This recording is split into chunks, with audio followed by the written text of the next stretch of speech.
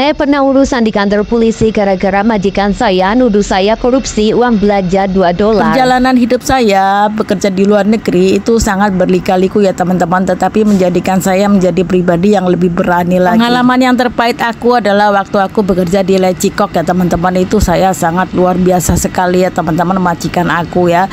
Waktu itu kan aku belanja, disuruh belanja gitu teman-teman ya.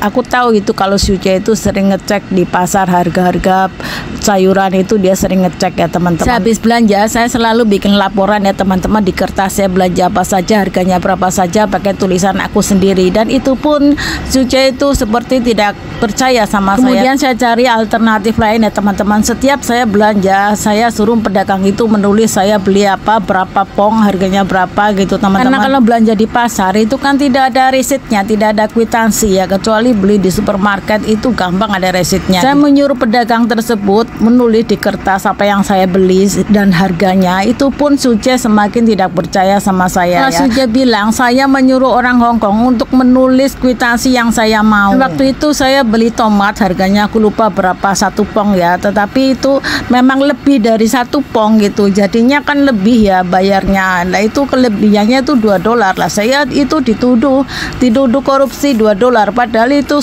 pongnya itu lebih dari 1 pong gitu teman-teman. Karena kalau tomat, kalau pas 1 pong itu kata pedagangnya susah, jadi lebih dari 1 pong ya nggak apa-apa kan, yang penting kan timbangannya betul gitu teman-teman. Lah saya sudah menjelaskan ke Suce kok tidak percaya, malah saya dituduh korupsi uang belanja gitu teman-teman ya.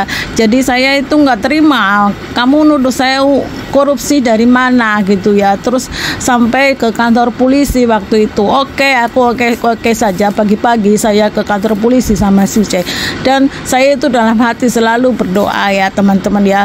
Dan ternyata sampai kantor polisi dia itu nggak berani ngomong, malah nyuruh saya yang ngomong dulu. Itu Suce itu orangnya gimana ya. Waktu itu nenek udah bilang sama Suce, udah jangan diperpanjang lagi, apalagi sampai ke kantor polisi, cuma buang-buang waktu, kan kamu mau kerja katanya gitu. Tetapi Suce tetap mengajak aku ke kantor polisi. Aku oke saja, pagi-pagi itu saya ke kantor polisi, dan sesampai di sana ternyata Suce itu tidak mau ngomong, malah nyuruh saya yang ngomong. Akhirnya saya ngomong duluan sama Pak Polisi. Pak Polisi, saya ini belanja tadi, itu saya beli tomat, itu harganya 1 pong berapa itu waktu itu ya. Terus itu kan 1 pongnya lebih, jadi bayarnya lebih. Tapi Suce ini tidak percaya sama saya nulis sendiri tidak percaya. Saya nyuruh pedagang nulis kwitansi juga, Suce nggak percaya. Kalau begini terus saya contoh ya Pak Polisi, saya bilang saya nggak bisa bekerja kalau seperti ini ya teman-teman. Terus Pak Polisi tanya sama Suce, kamu maunya kamu gimana? Malah Suce cuma bilang,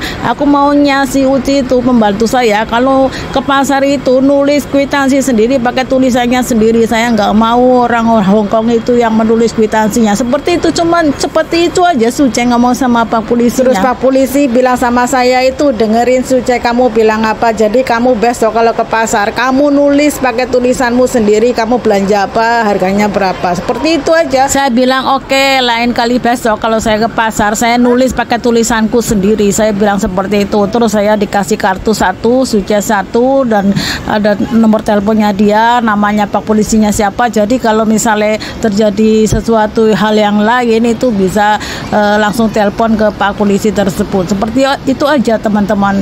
Benar-benar ini ya majikan ini luar biasa sekali ya teman-teman. Pokoknya selama kita benar, nggak usah takut-takut, kita hadapi dengan keberanian ya teman-teman. Nggak usah wedi-wedi, nggak usah takut selama kita benar loh ya.